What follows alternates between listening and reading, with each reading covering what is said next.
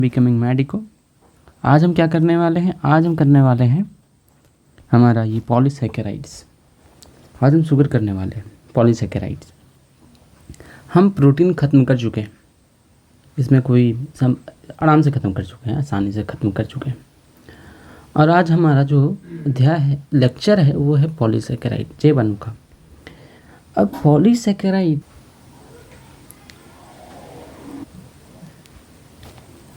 Polysaccharide को समझने का हम एक प्रयास करेंगे। ठीक है, हमने क्या कहा था? कोई भी शुगर हो, प्रोटीन हो या फिर न्यूक्लिक एसिड हो, वो किस प्रकार बनता है? वो बनता है हमारे मोनोमर से। कई सारी इकाइयाँ मिलके बहुलक बनाती हैं। इकाइयाँ मतलब कई सारी इकाइयाँ मिलके बहुलक बनाती हैं। जब हम इसे जोड़ देंगे तो हमारा एक बहुलक बन जाएगा। और ये इकाई को हम क्या कहेंगे? इस इकाई को कहेंगे मोनोमर या इकाई। जिसे जो हमारा हो सकता है शुगर, हो सकता है फ्रुक्टोज, हो सकता है ग्लूकोज, हो सकता है फ्रक्टोज, होता है गलेक्टोज, हो सकता है। शुगर में 3 प्रकार की इकाई हो सकती है। प्रोटीन में 20 प्रकार की इकाई थी, और शुगर में जो होती है 3 प्रकार की इकाई हो सकती है। और ये जो मिल के एक चेन श्रृंखला बनाता है, जैसे हम पॉलीसैकेराइड्स कहते हैं, शुगर के बहुलक होते हैं। इसे स्टार्ट करने से पहले एक बात पे चर्चा कर ले तो बेहतर होगा। वो होगा हमारा शुगर का जो है क्लासिफिकेशन। तो यहाँ पे बाकायदा मैंने ऐसा कुछ लिखा नहीं है, पर हम यहाँ पे लिखेंगे कि हम लिखेंगे शुगर। ठीक है, आ जाओ भाई। हम बात कर रहे हैं शुगर की। शुगर जो होते हैं 3 प्रकार के होते हैं। एक तो हमारी मोनोमर इकाई के रूप में मोनोमर, और दूसरी होती है हमारी डाइमर। मोनोमर, डाइमर, ओलिगोसैकेराइड, देखो डाइमर नहीं, डाइमर का नाम देखो, डाइमर का नाम है, एक्चुअली डाइमर का एक नाम भी है, जिसे हम डाइसैकेराइड्स कहते हैं। इसको मोनोसैकेराइड्स कहते हैं। सैकेराइड्स मतलब शुगर, ठीक है, सैकेराइड्स मतलब शुगर। मोनोमर के रूप में होती है, जिसका नाम होता है मोनोसैकेराइड्स। क्या होता है? मोनोसैकेराइड।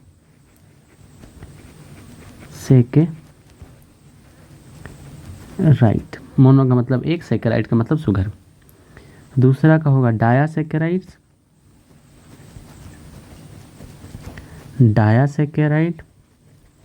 और हमारा तीसरा होगा, इसे हम और इधर करते हैं,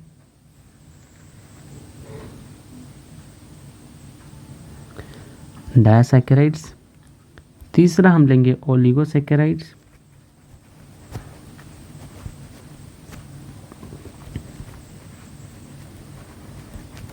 चौथा लेंगे हम पॉलीसैकेराइड्स।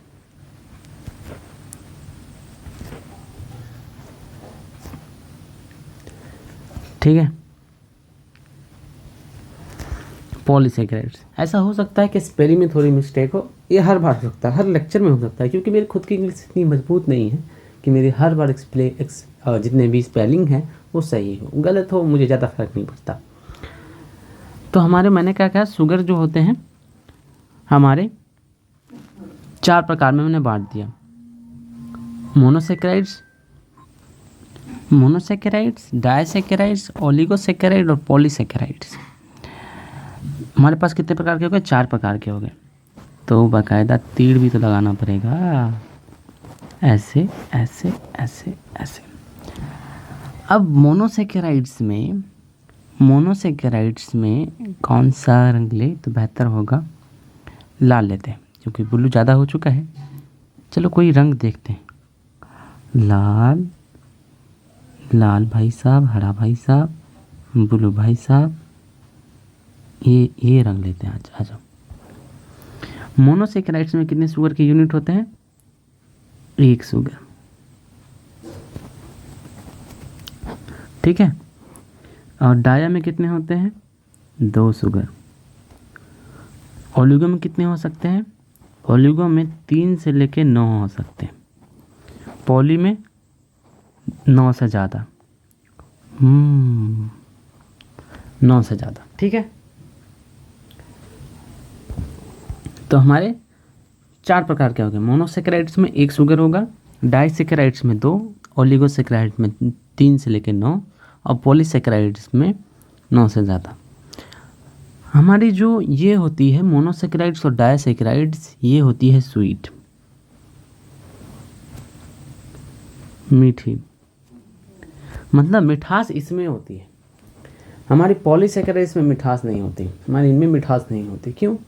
क्योंकि मिठास के लिए जो हमारे टंग पे, हमारे जीवा पे जो रिसेप्टर हैं जो कि पता करते हैं कि मीठा है कोई खाना या नहीं, वो इन्हीं के लिए है। वह किसके लिए? ग्लूकोज के लिए। जैसे पूरा ग्लूकोज आप चीनी लो या ग्लूकोन-डी लो तो मीठा लगता है, पर ग्लूकोन-डी वही देखो, गाछ का जो पत्तियाँ होती है, गाछ की पत्तियाँ, गाछ के जो तने होते हैं, उसकी पपड़ियाँ होती है गाछ की, वो आपको मीठी नहीं लगेगी। क्यों? वो इसीलिए आपको मीठी नहीं लगेगी क्योंकि वो भी बने होते हैं ग्लूकोज के। कोशिका भित्ति, पादप की कोशिकाओं भित्ति, कागज, पेपर आपकी जो पेपर है, आप जिस पेपर पे लिख रहे हो, आपकी जो एनसीईआरटी है, ये पूरी की पूरी सेल्यूलोज की बनी पड़ी है। जी हाँ, उसी ग्लूकोन-डी की जो ग्लूकोन-डी आप पीते हो वो मीठी लगती है, पर उसी ग्लूकोन-डी में अगर बॉन्ड बन जाते हैं, आप पीते हो ऐसा ग्लूकोन-डी पीते हो, ठीक है, पर आपकी जो एनसीईआरटी का पेज बना हुआ जिस पे आप लिख रहे हैं, इस पे ऐसे ये सारे जुड़े हुए हैं, ये सारे मोनोमर क्या हैं? जुड़े हुए हैं और ये पेज बना रहे हैं। ये मोनोमर सारे जुड़े हुए और पेज बना रहे हैं, और ये आपको स्वाद नहीं आता। क्यों? क्योंकि हमारे जीवा पे केवल इसके टेस्ट रिसेप्टर हैं, इसके टेस्ट रिसेप्टर मिला के नहीं है, इतने बड़े को हम टेस्ट नहीं कर सकते। इसको हाँ तोड़ेंगे तो फिर टेस्ट आएगा। जैसे हम खाने को करते हैं तो लार निकलता है, जब हम खाना खाते हैं तो लार निकलता है। लार क्या करता है? वो भोजन को पचाता है, तो भोजन का कुछ हिस्सा टूटता है तो रिसेप्टर के पास जाता है, रिसेप्टर टेस्ट करता है, हाँ खाना मीठा है। हाँ, तो सेब में भी ऐसा कुछ होता है। हाँ, सेब में भी पॉलीमर्स होते हैं, ये पॉलीसेकेराइड्स होते हैं, ओलिगोसेकेराइड्स होते हैं, पर ये टूटते हैं तो डाइसेकेराइड्स बनते हैं, जिसे हम टेस्ट कर लेते हैं और हमें मीठा लगता है।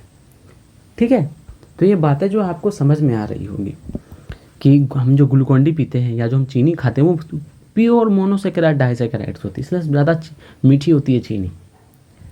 पर सब्जी मीठी नहीं होती क्योंकि सब्जी में पॉलीसेकेराइड्स होते हैं, कॉम्प्लेक्स कार्ब्स होते हैं। इससे इसका पहले डाइजेशन होगा तब जाके ये मीठा डाइजेशन होगा, तब जाके हमें कुछ स्वीट देता है। जी हाँ, हमारी लार से पचता है थोड़ा सा और तब जाके हमें कुछ मीठा देता है। आ जाओ, उसके बाद हमारी ओलिगोसेकेराइड और पॉलीसेकेराइड्स। ठीक है, पॉलीसेकेराइड्स में हमारी बहुलक आती है कई सारी। पॉलीसेकेराइड के जैसे उदाहरण ले लूँ तो कोशिका भित्ति, पादप को कोशिका भित्ति, कई सारे कॉम्प्लेक्स कार्ब्स आते हैं पॉलीसेकेराइड्स में। अब एनसीईआरटी ने इसके जो है डायग्राम भी दिए हैं, मैं अभी फैन ऑन करूँगा तो आपको अभी आवाज़ आएगा बाकायदा फैन का, क्योंकि गर्मी बहुत ज़्यादा है। अब बाकायदा घिन घिन की आवाज़ आएगी साथ साथ में। यहाँ देखो, यहाँ पे आपकी जो क्या है, एनसीईआरटी ने उदाहरण दी है कुछ मोनोमर्स की, जब ना मोनोमर इकाई, तो ग्लूकोज की इकाई है। ये हमारे क्या है, ग्लूकोज। अभी तक तीर था ही नहीं, बताओ, तो बिना तीर के मैं लिखे जा रहा था। तो ये हमारी क्या है, ग्लूकोज की इकाई है। ये जो हमारे डीएनए में शुगर यूज होती है उसकी इकाई है। और ये हमारी जो ये आरएनए में शुगर यूज होती है, डीएनए में शुगर यूज होती है। मैंने इसका जिक्र किया था तभी, और अभी हम और भी पढ़ेंगे न्यूक्लिक एसिड, तब इसकी और जिक्र करेंगे। और ये फ्रक्टोज है, तो फ्रक्टोज फलों में इसकी इकाई होती है जिसके बहुलक बनते हैं। और ये जो हमारे खाने में ग्लूकोज की इकाई होती है जिसकी बहुलक बनते हैं, अनाजों में इसकी इकाई होती है। तो ऐसे ऐसे अगर हम कई सारे जोड़ दें तो हमारे पास ऐसे कई सारे डब्बे डब्बे जोड़ दें तो एक बहुलक बनेगा जो खाद्य पदार्थों में होता है। अब देखो, ये जो बहुलक, जो मोनोमर हैं, मोनोसेकेराइड्स 3 प्रकार के होते हैं। कौन कौन से होते हैं मैं बाकायदा लिख देता हूँ, वरना आप रोते रहोगे, तो मैं लिख देता हूँ। अरे ये तो लाल ही है यार।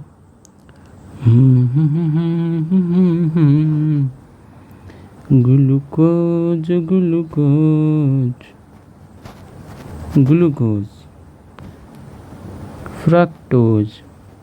ग्लूकोज की जहाँ होता है खाद्य पदार्थों में होता है, जैसे अनाज, गेहूँ, जितने भी अनाज में ग्लूकोज, गन्ने। फ्रक्टोज कहाँ होता है, फलों में होता है। फिर गैलेक्टोज कहाँ होता है, ये दूध में होता है हमारा गैलेक्टोज। ठीक है, तो हमारे मोनोसेकेराइड्स के मैंने उदाहरण लिख दिए हैं, डाइसेकेराइड्स के मैं उदाहरण लिख देता हूँ, यहीं पे लिखा हुआ है, मैंने लिखता नहीं। ये देखो हमारी क्या है, डाइसेकेराइड्स के उदाहरण यहाँ पे हम देख लेते हैं। यहाँ डाइसेकेराइड्स के उदाहरण दिए हुए हैं। पहला हमारा सुक्रोज, माल्टोज और गैलेक्टोज, ये 3 उदाहरण आपके डाइसेकेराइड्स के हैं। सुक्रोज जो हमारा बनता है वो ग्लूकोज और फ्रक्टोज से मिलके बनता है। माल्टोज जो हमारा बनता है ग्लूकोज और ग्लूकोज से मिलके बनता है। और जो हमारा लैक्टोज है वो ग्लूकोज और गैलेक्टोज से मिलके बनता है। एक चीज़ आप देखो, ये ग्लूकोज सब में तो कॉमन है, इसे याद करने का ट्रिक देखो, डाइसेकेराइड्स को याद करने का ट्रिक, एक तो ग्लूकोज सब में कॉमन है, ठीक है। उसके बाद हमारा सुक्रोज में हमारा क्या है, फ्रक्टोज है। माल्टोज में ग्लूकोज है, यहाँ पे भी है एक्स्ट्रा, और लैक्टोज में गैलेक्टोज है। इसे हम याद आसानी से कर सकते हैं। देखो माल्टोज यानी चीनी, माल्टोज यानी चीनी, माल्ट उसी को कहते हैं माल्ट, माल्टोज यानी चीनी। अब इसमें याद रखना है, एक वियर्ड सा है, बट देखो माल जो होता है ना, माल जैसे कि हम कुछ कहते हैं, जैसे कि कोई भी प्रोडक्ट हो, ठीक है, या फिर हमें कोई भी बेनिफिट चाहिए हो, जैसे कि चाहे कोई गोदाम में हो, गोदाम में देखो हमारा गोदाम में सामान रखे होते हैं मेरे, तो हम उसे माल कहते हैं कि माल उतार लो, माल इधर, माल जाल, जानवरों को भी माल जाल कहा जाता है। और इसके और भी अन्य प्रयोग हैं जो हम यहाँ पे नहीं बोलने वाले। तो ये जो हमारा ग्लूकोज जो है ये काम का है, ठीक है, क्योंकि यहाँ ग्लूकोज ज़्यादा है इसलिए हम इसे माल्टोज कह रहे हैं कि इसमें माल ज़्यादा है। ग्लूकोज ज़्यादा है मतलब इसमें माल ज़्यादा है, इसलिए हम इसे माल्टोज कह रहे हैं। समझ में आ गई? चीनी में ग्लूकोज ज़्यादा है, एक्स्ट्रा ग्लूकोज है, और ग्लूकोज से हमें काम होती है, ग्लूकोन डी से हमारी ग्लूकोज से एनर्जी मिलती है। आप पानी चढ़ता है तो पानी में ग्लूकोज ही होता है, तो ग्लूकोज चढ़ता है उसे, तो ग्लूकोज यहाँ पर एक्स्ट्रा ग्लूकोज है, मतलब यहाँ माल ज़्यादा है, इसलिए इसे माल्टोज कह रहे हैं, ठीक है। सुक्रोज हमारी ग्लूकोज और फ्रक्टोज सुक्रोज होती है। लैक्टोज देखो हमने क्या कहा था, गैलेक्टोज कहाँ पाया जाता है, मिल्क में ये अकेले नहीं पाया जाता, ये ग्लूकोज के साथ पाया जाता है। लैक्टोज कहाँ मिलता है हमारा, ये तो हमारा मिलता है मिल्क में, ठीक है, मिल्क में हमारा ग्लूकोज और गैलेक्टोज मिल्क के साथ रहता है, जिसे हम लैक्टोज कहते हैं। अकेला नहीं रहता ग्लैक्टोज अकेला नहीं रहता, लैक्टोज के साथ में रहता है, ठीक है। तो ये हमारा याद आराम से हो जाएगा। अब देखो सुक्रोज जो होता है वो नॉन रिड्यूसिंग शुगर है। ये अभी एक फैक्चुअल बातें हैं, ये नॉन रिड्यूसिंग शुगर क्यों है, कुछ टेस्ट होते हैं जो एल्डिहाइड और कीटोन्स के होते हैं, जो आप केमिस्ट्री में पढ़ोगे कि कुछ टेस्ट होते हैं, जो टेस्ट से जो ये टेस्ट दे पाते हैं उसे हम रिड्यूसिंग शुगर कहते हैं, और जो ये टेस्ट नहीं दे पाते उसे हम नॉन रिड्यूसिंग शुगर कहते हैं। ये आप केमिस्ट्री इन एवरीडे लाइफ में पढ़ोगे, ठीक है। सुक्रोज हमारा नॉन रिड्यूसिंग शुगर है, ये टॉलिंग और फैलिंग सोल्यूशन को रिड्यूस नहीं कर पाता। क्या होता है केमिस्ट्री में पढ़ोगे, केमिस्ट्री वाले का काम अपना क्या है। उसके बाद ओलिगोसेकेराइड्स और पॉलीसेकेराइड्स। ओलिगोसेकेराइड्स जिसमें 3 से लेकर 9 के बीच में होंगे ओलिगोसेकेराइड्स कहलाएंगे, और जिसमें कई सारे होंगे, 10 होंगे, 11 होंगे, 12 होंगे, उसे हम पॉलीसेकेराइड्स कहेंगे। अब देखो पॉलीसेकेराइड्स के कुछ उदाहरण देख लो,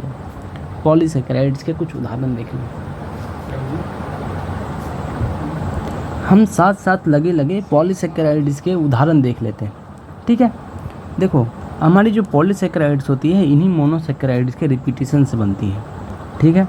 ये हमारी इन्हीं मोनोसेकेराइड्स के रिपीटेशन से बनती है। जब हम अल्फ़ा डी ग्लूकोज का पॉलीमराइजेशन करते हैं, उसे बहुलक बनाते हैं, तो हमारा क्या होता है, स्टार्च क्या होता है, जितने भी पौधे में खाने स्टोर होते हैं उन्हें स्टार्च कहते हैं, मंड, हिंदी में मंड कहते हैं इसे, ठीक है। तो ये हमारे मंड बनते हैं। जब हम ग्लूकोज के क्या करते हैं, पॉलीमर बनाते हैं, तो प्लांट में 2 प्रकार के ग्लूकोज, देखो ग्लूकोज भी 2 प्रकार के, एक होते हैं अल्फ़ा डी ग्लूकोज, एक होते हैं बीटा डी ग्लूकोज, एक होते हैं अल्फ़ा डी ग्लूकोज, एक होते हैं बीटा डी ग्लूकोज। ग्लूकोज के ये कॉन्फॉर्मेशंस होते हैं 2 अलग अलग, इसके आइसोमर्स होते हैं, और मैंने लिखा नहीं है ना अल्फ़ा डी और बीटा डी। अल्फ़ा डी और बीटा डी में डिफरेंशिएट कैसे करना है? अरे यार यहाँ तो लिखा हुआ नहीं है। हाँ, मुझे ऐसा लग रहा है यहाँ देख के।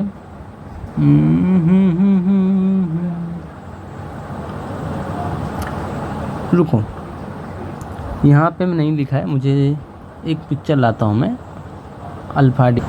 आ जाओ मैं आपको बना के दिखाता हूँ ये कौन सा है, ये पता चल जाएगा कौन सा है। पहले हम बनाते हैं, हम बनाएंगे यहाँ पे, कहाँ पे, यहीं पे बना लेते हैं। प्रयास करेंगे कि यहीं पे बन जाए। और ये हमारी लकीर के फ़कीर। कलर चेंज करेंगे क्योंकि मुझे नफ़रत है, काला मुझे ज़्यादा पसंद आता है। उजले पे काला ज़्यादा गहरा रंग छोड़ता है। ठीक है,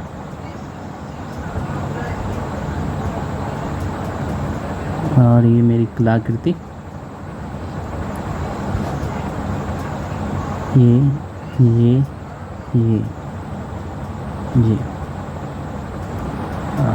CH2।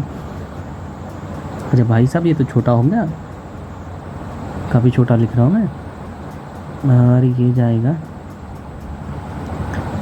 ऊपर, ये जाएगा नीचे ही है, ये जाएगा ऊपर और ये नीचे। समझो ये हमारा beta D glucose, beta D glucose. और ये जो हमारा ग्लूकोज है वो है अल्फ़ा डी।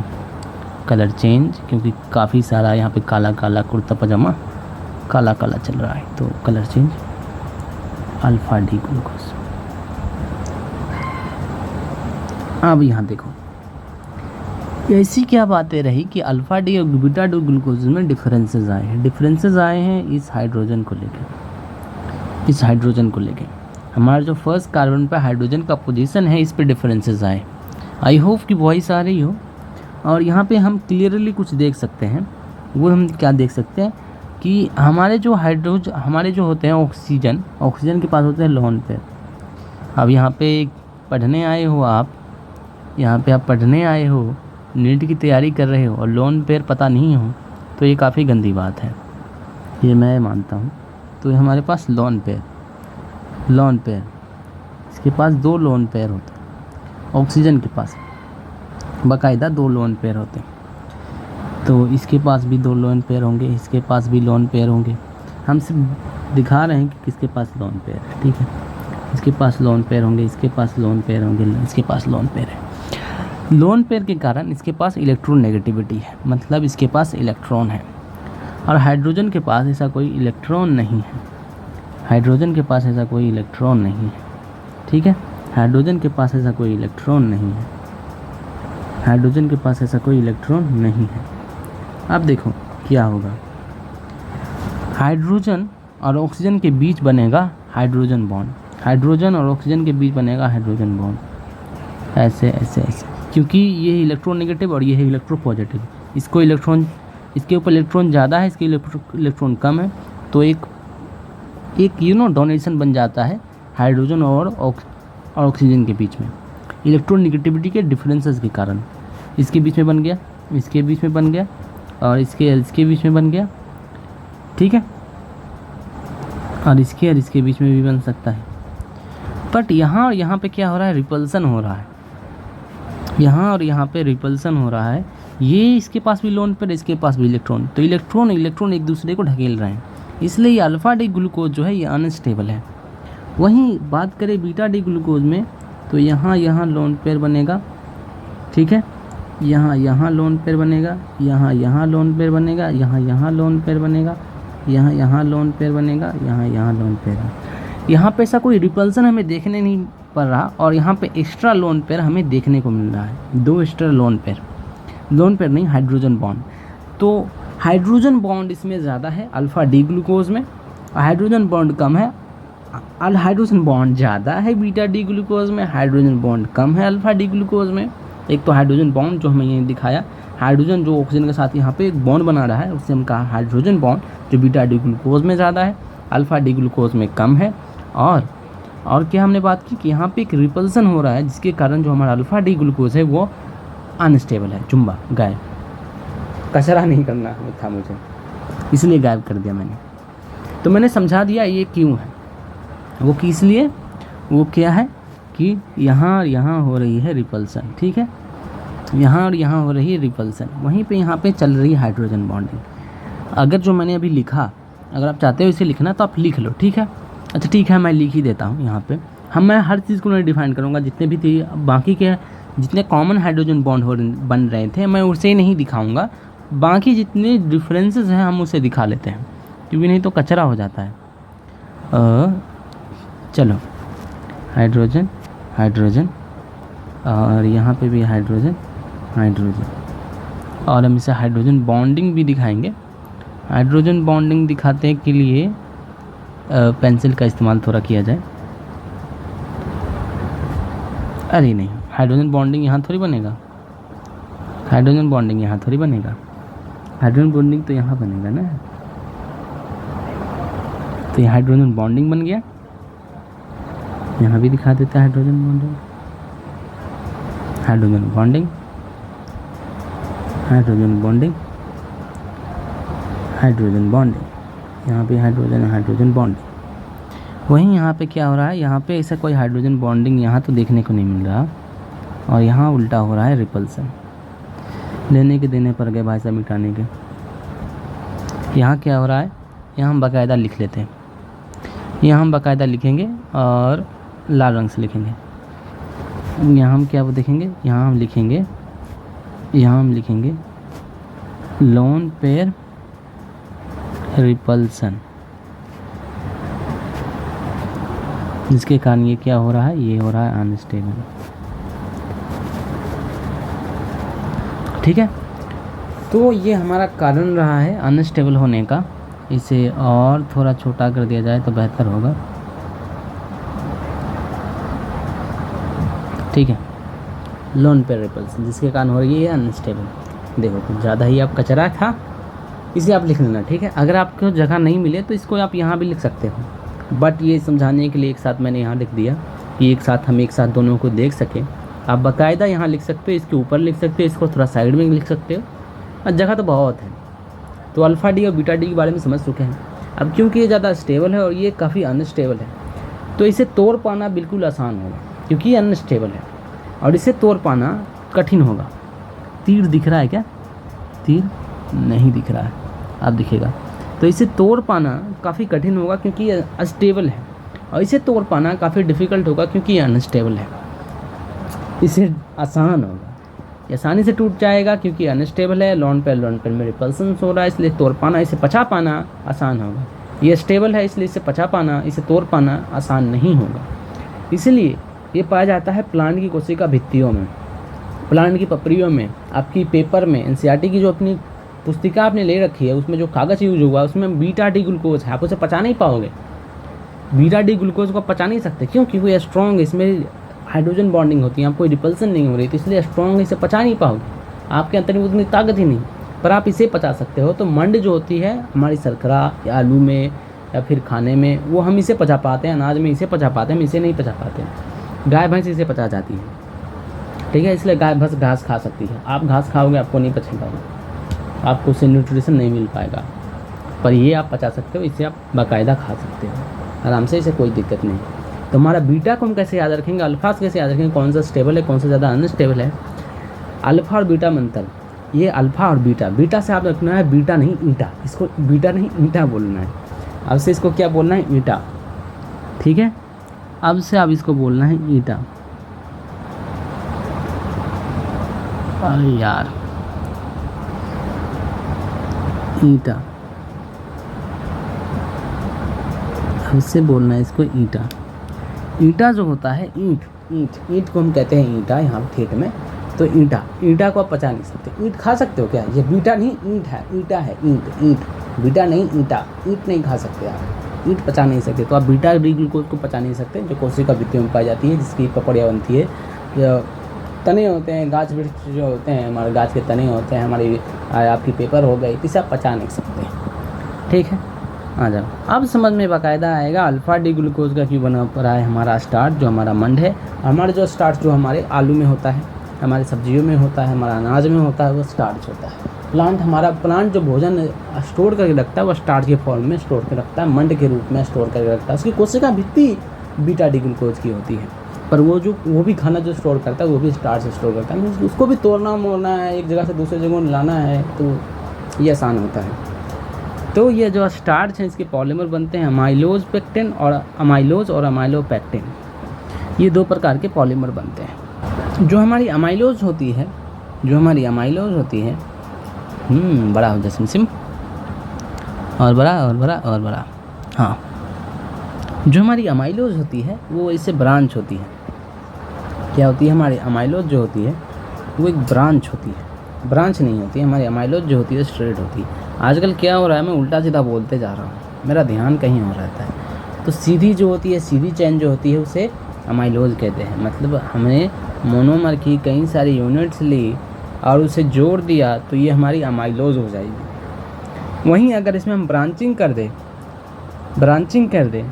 हम यहाँ पे भी कुछ लगा दें, यहाँ पे भी ब्रांचिंग कर दें, यहाँ पे भी हम शुगर की ब्रांचिंग कर दें, यहाँ पे भी शुगर की ब्रांचिंग कर दें, यहाँ पे शुगर की ब्रांचिंग कर दें, तो हमारी ये अमाइलोपेक्टिन कहलाएगी। अब जो हमारी कोई सीधी रेखा है और कोई हमारी हमारी सीधी रेखा, अरे वाह, सीधी रेखा हमारी कोई सीधी रेखा है, ठीक है, हमारी कोई सीधी रेखा है और ये ब्रांचिंग है। इसमें ज़्यादा शुगर हट रहा है या इसमें ज़्यादा शुगर हट रहा है? बाकायदा इसमें ज़्यादा शुगर हट रहा है। जो हमारी ब्रांचिंग है इसमें ज़्यादा शुगर हट रहा है, इसीलिए अमाइलोपेक्टिन जो है वो ज़्यादा शुगर हटाने के काम आता है। इसलिए इंसान में जो पाए जाते हैं, हम जो स्टार्च खाते हैं, हम उसको जब शरीर में लेते हैं तो हमारे शरीर में ऐसे नहीं रहता। हमारे शरीर जो है ऐसे ब्रांच करके रखता है। प्लांट में तो सीधे भी होते हैं, कुछ ब्रांच भी होते हैं, पर हमारे शरीर में केवल ब्रांच होते हैं। क्यों? आसानी से हट जाता है। इसमें ज़्यादा शुगर हट सकते हैं, क्योंकि हम ज़्यादा शुगर हट सकते हैं, क्योंकि हमें ज़्यादा आवश्यकता है। प्लांट को चलना फिरना तो है नहीं, उसका तो सीधे से काम हो जाए, इतने शुगर से काम हो जाए, पर हमारा इतने शुगर से काम नहीं चलता। हमें तो चलना फिरना है, इतने काम करने पड़ते हैं भाई साहब, इतनी एग्जाम निकालना पड़ता है, पढ़ना पड़ता है यार, इतना टेंशन, अपने को ज़्यादा काम, अपने को ज़्यादा ज़रूरत है। इसलिए हमारे सारे शुगर ब्रांच होंगे, क्योंकि हम ज़्यादा शुगर हटा सकें अपने अंदर, ठीक है। तो हमारा हो गया अमाइलोज जो अनब्रांच, और अमाइलोपेक्टिन जो होता है ब्रांच। अब जो ब्रांचिंग होती है वो हर तीसरे स्टेप पे होती है, हर तीसरे मोनोमर पे होती है। मतलब 1 2 3 तीसरे नहीं, 13 1 2 3 4 5 6 7 8 9 10। अरे भाई साहब ये तो छोटा पड़ गया, 10 11 12 13। यार क्या बात है, मैं ऐसा चेन बनाऊंगा, 13 14 15 अरे 16।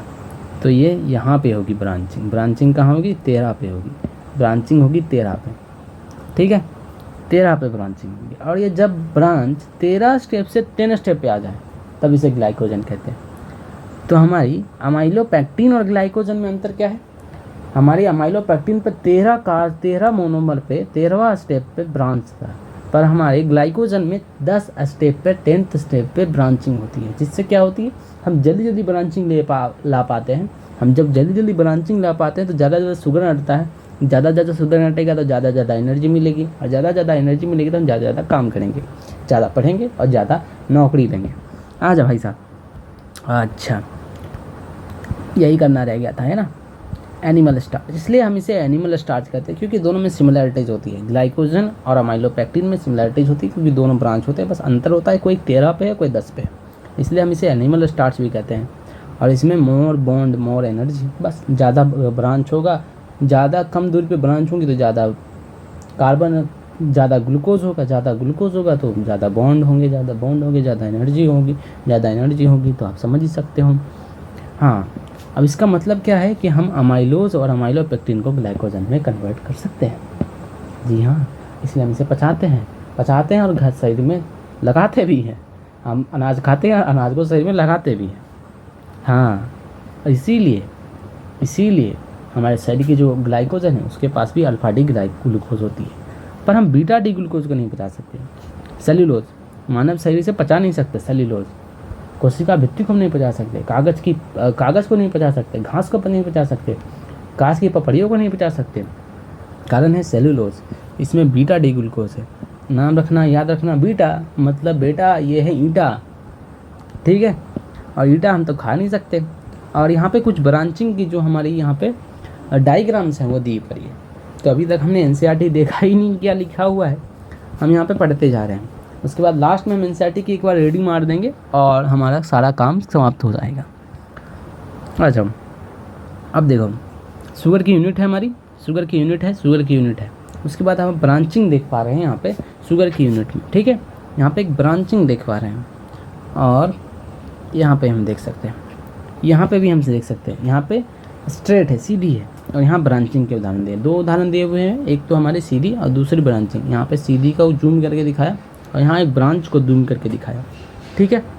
अब यहाँ देखो सीधी पे देखते हैं, कुछ यहाँ पे मैंने बातें नोट करी है। हम इस पे जो शुगर कितनी पेंटोज शुगर होती है, पेंटोज शुगर मतलब 5 कार्बन होंगे, गिन के देख भाई 1 2 3 4 और ये हमारा 5वां कार्बन, ठीक है, ऊपर में। तो हमने क्या किया 1 2 3 4, तो हमारा देखो बॉन्ड कैसे है, हमारा बॉन्ड कैसे है। और यहाँ पे भी गिन लेंगे, यहाँ पे भी आएगा 1, ठीक है, यहाँ पे भी आएगा 1। तो 1 4 ग्लाइकोसिडिक बॉन्ड ने क्या क्या कहा था, ग्लाइकोजन। देखो ग्लाइकोजन दिखाते हैं, ग्लाइकोजन ग्लाइकोजन ग्लाइकोजन, कहाँ गया ग्लाइकोजन, ये रहा ग्लाइकोजन, इसलिए हम कहते हैं ग्लाइकोसिडिक बॉन्ड, ठीक है। ग्लाइकोजन से ही आया ग्लाइकोसिडिक बॉन्ड। तो शुगर में कौन सा बॉन्ड होता है, ग्लाइकोजन बॉन्ड। अब ग्लाइकोजन बॉन्ड कितने पे कार्बन पे है, 1 और 4।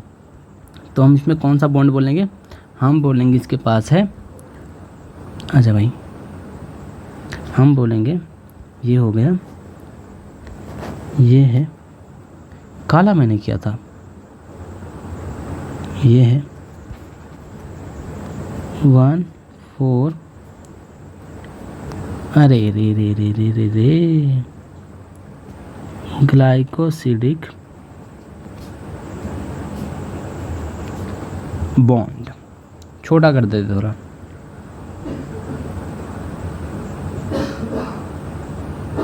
ठीक है, और छोटा थोड़ा, और 1 4 ग्लाइकोसिडिक बॉन्ड, ठीक है। इस बॉन्ड को हमने क्या किया है 1 4 ग्लाइकोसिडिक बॉन्ड।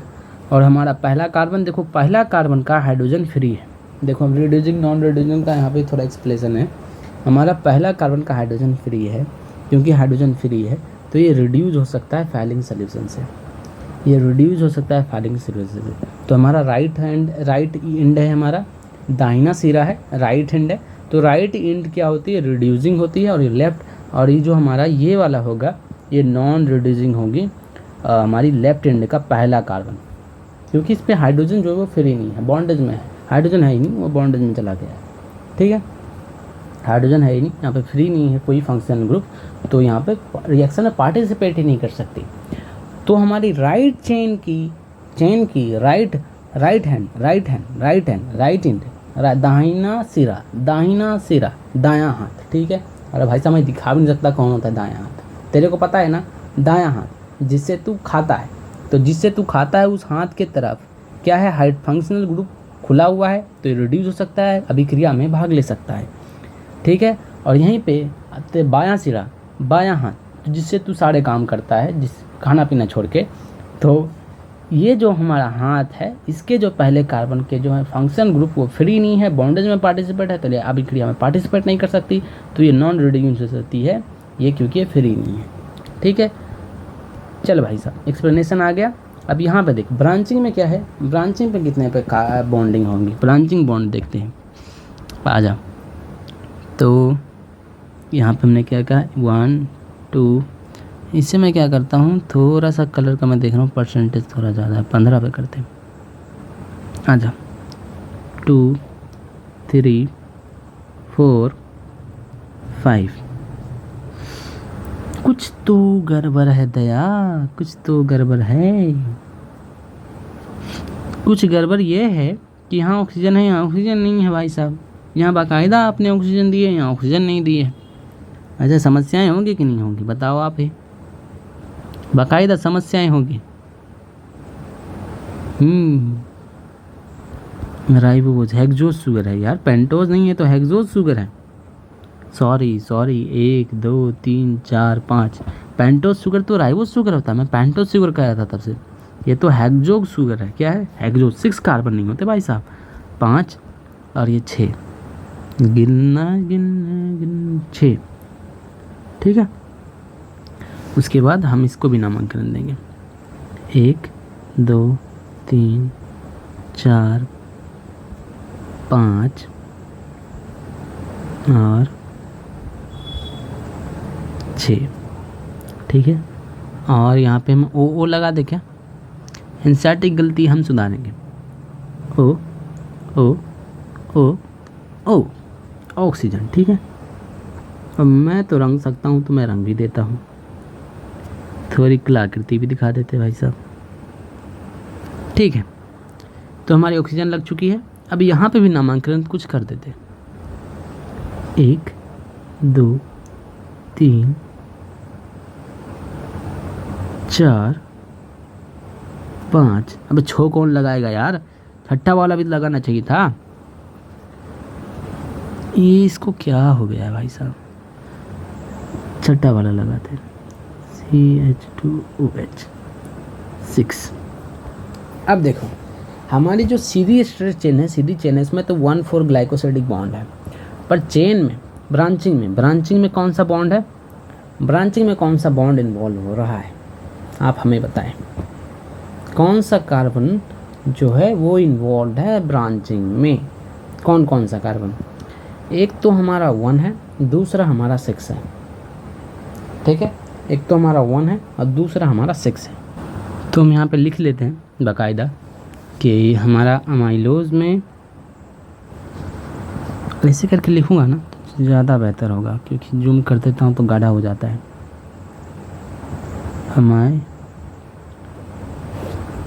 ये होगा यहाँ पे अमाइलोज, जो हमारा अमाइलोज पॉलीमर है, जो हमारा सीधा है चेन कह सकते हैं इसे, और इसे हम सीधा कह देते हैं हिंदी में। उसके बाद इसमें कौन सा बॉन्ड है? 1,4 alpha D glycosidic bond,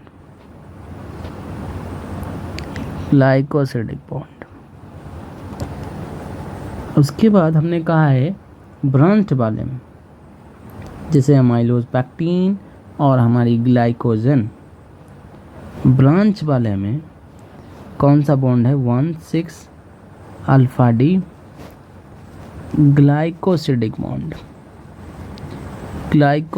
bond. Now you are able to know it. अरे भाई साहब यहाँ आ जाओ।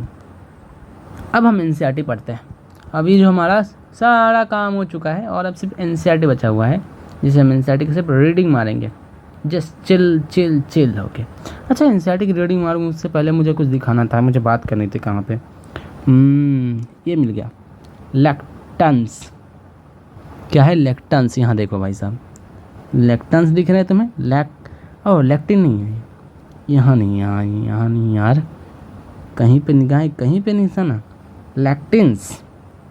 लैक्टिन्स। और एक दिखाता हूँ, लेसिथीन और लेसिथीन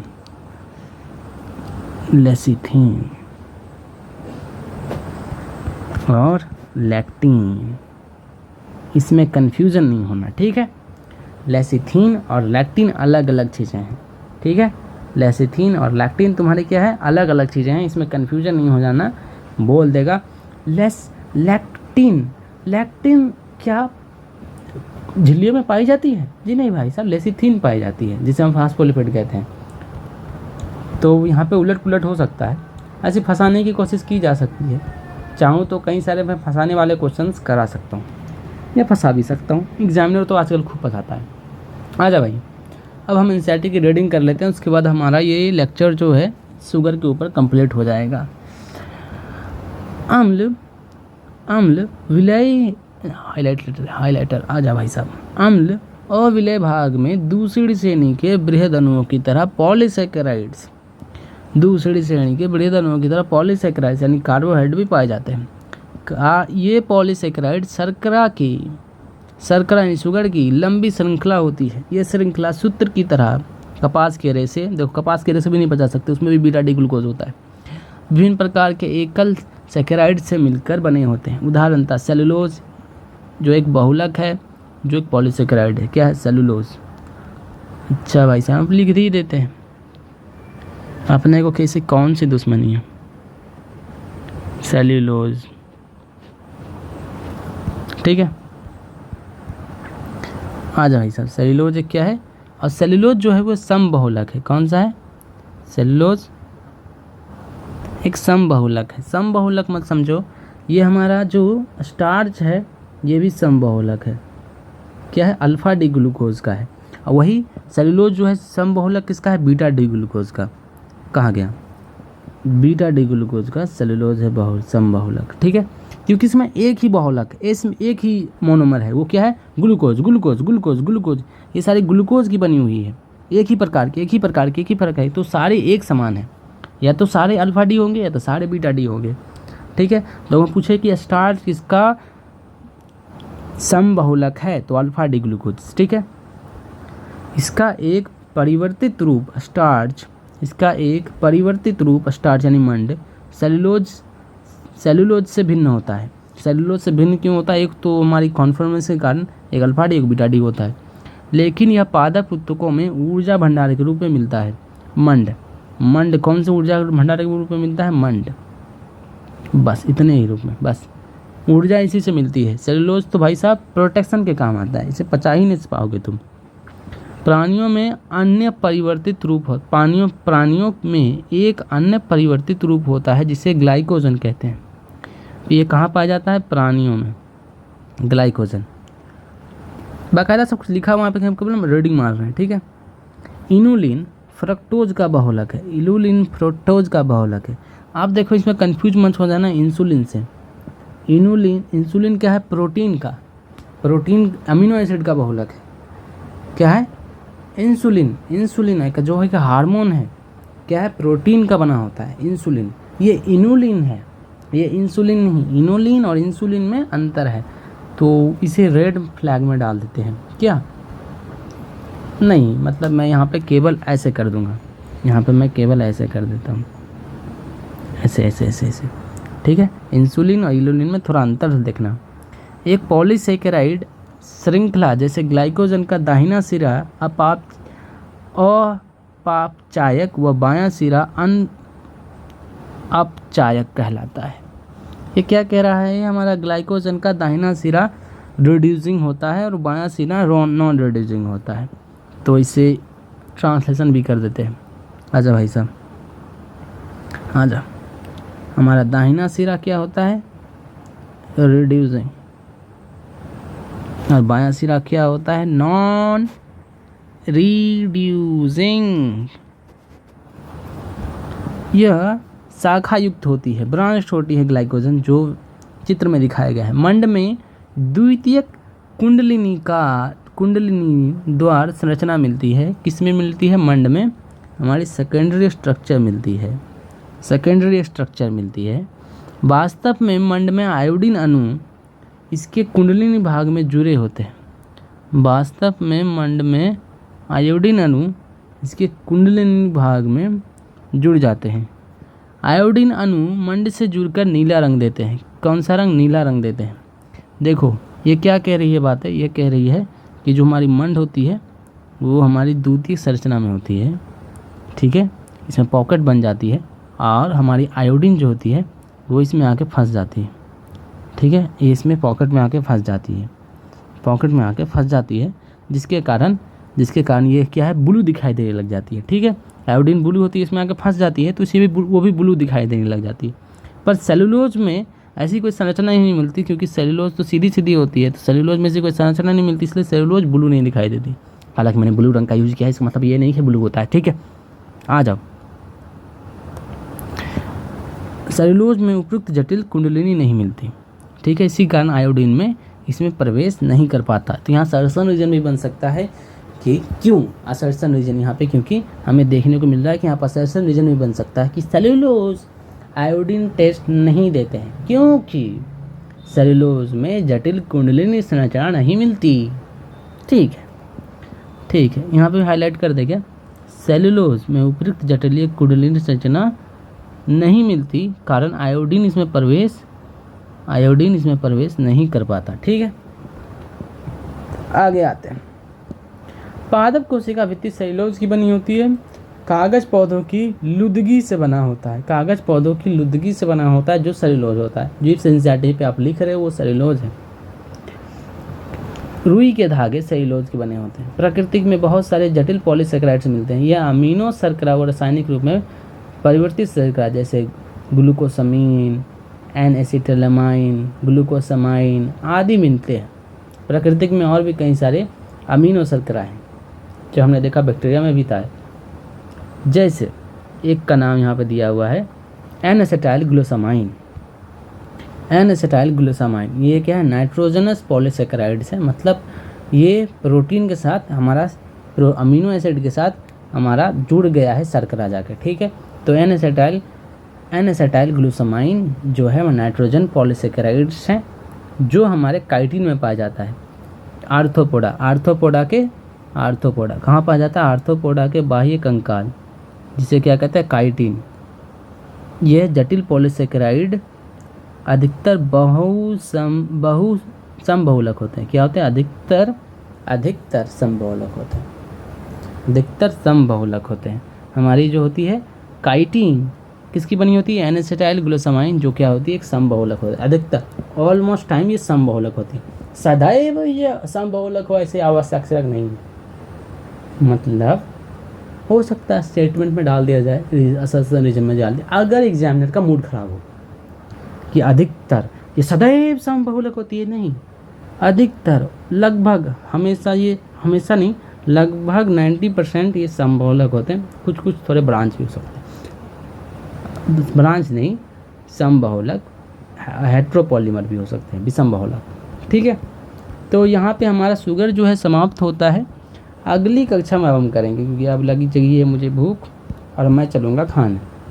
न्यूक्लिक अम्ल कंप्लीट करेंगे। न्यूक्लिक अम्ल कंप्लीट करने के बाद इसमें अलग अलग जो बॉन्डेज हैं, यहाँ पे भी न्यूक्लिक अम्ल को ही डिस्कस करेंगे और इसको डिस्कस करके अगली कक्षा में हम देख लेंगे। तो काफ़ी टाइम लगता है यार, एक चीज़ को करने में घंटों लग जाते हैं। प्रोटीन 1 घंटा चल रहा है, इससे पहले भी इंट्रोडक्शन कर चुके हैं, फिर भी प्रोटीन का बस चल रहा है। कुछ नहीं यार, आराम से करेंगे, स्थिर से करेंगे। अच्छा ठीक है, टाटा बाय बाय।